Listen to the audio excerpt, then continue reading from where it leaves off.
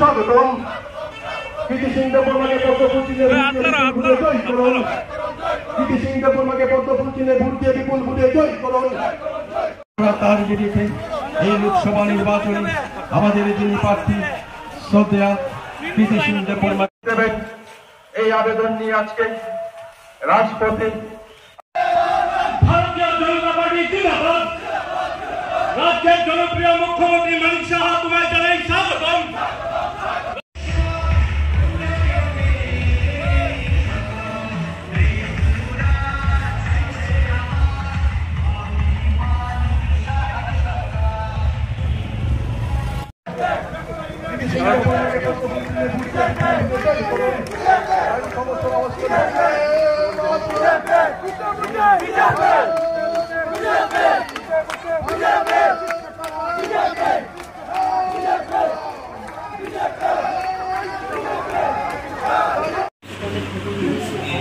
नमस्कार हमारे सभी लोगों को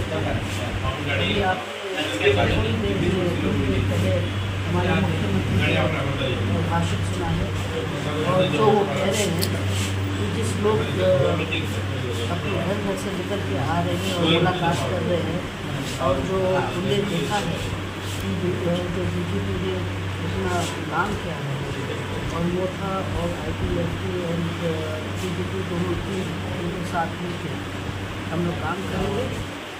बहुत खुशी हुई है कि एक मौका हमको भी मिल रहा है कि आप लोग सब हम सेवा कर सकते हैं and it's a good start. I think we will work together for a progressive Tripura.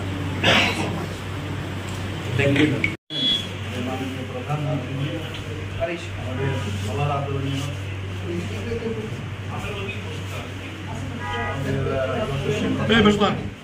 Narendra মোদীজি তিনি একটা টার্গেট দিয়েছেন আসন্ন লোকসভা নির্বাচন সামনে উনি 370 টার্গেট দিয়েছেন। বিজেপি একা 370 আমাদের দেশে হবে এবং আমাদের যে এলাইন যারা পার্টনার আছে ইন্ডিয়া তাদেরকে নিয়ে আমাদের 400-র উপরে আমাদের সেটাকে সামনে রেখে উনি যে মার্গদর্শন আমাদের দিয়েছেন সমস্ত জায়গায় সমস্ত ত্রিপুরার সব জায়গায় আমরা যাচ্ছি। আমাদের দুটো আসন আপনারা সবাই জানেন, একটা আমাদের পূর্ব লোকসভার আসন, আরেকটা হচ্ছে পশ্চিম লোকসভার।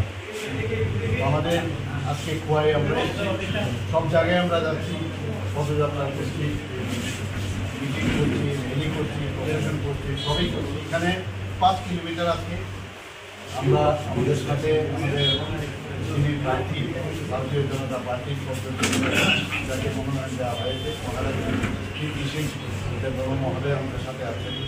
আমাদের সাথে মাননীয় মন্ত্রী মণিমেশ দেববর্মা মহোদয় আমাদের সাথে আছেন এবং এখানকার সমস্ত কার্যকর্তাদের নিয়ে আপনারা সবাই জানেন যে ভারতীয় জনতা পার্টি IPFT এবং ত্রিপুরা মহিলা আমরা একসাথে মিলে আমরা এখন এই নির্বাচনী লড়াই আমরা করছি এবং আমি নিশ্চিত যে পূর্ব লোকসভা আসনে আমরা ভারতীয় জনতা পার্টি গত বছর যে আমাদের ভোট পেয়েছি তার থেকে আমাদের টার্গেট ছিল 10% বেশি আমাদের অ্যাচিভ করা। কিন্তু আমার মনে হচ্ছে যে এটা কত পার্সেন্টেজ হবে আপনারাও দেখতে পাচ্ছেন। মানুষের মধ্যে একটা স্বতঃস্ফূর্ত একটা মানে সারা আমরা দেখতে পাচ্ছি। যেখানে যাই সেখান থেকে কেউ বাড়ির থেকে হাত নাড়ছে, কেউ রাস্তাঘাটের দোকান থেকে বিভিন্ন জায়গায় বিভিন্ন যারা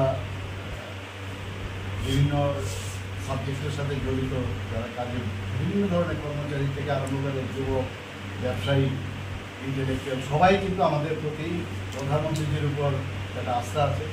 তো আজকে খুব ভালো লাগলো এখানে আমরা মহারানী কৃতি সিং দেববর্মা মহোদয়কে আমরা এখানে আজকে নির্বাচনী যে প্রসারের জন্য আমরা এসেছি সেটা আমি তো অন্ততপক্ষে খুব খুশি। এখানে যে সারা যতটুকু ভেবেছি তার থেকে বেশি এখানে আমি দেখতে পাচ্ছি এবং আমি আপনাদের মাধ্যমে সমস্ত ত্রিপুরাবাসীকে আমি সেটাই আবেদন করব যে ভারতীয় জনতা পার্টি এবং IPFT এবং ত্রিপুরা মথার যে অ্যালায়েন্স সেটা এক ত্রিপুরা শ্রেষ্ঠ ত্রিপুরা আমরা যেটা করবো শুধু এই লোকসভার শুধু নির্বাচন ক্ষেত্রে এটা স্টপ যেন না হয়, আমরা সেটা আরও সামনের দিকে যাতে আমরা নিয়ে যেতে পারি।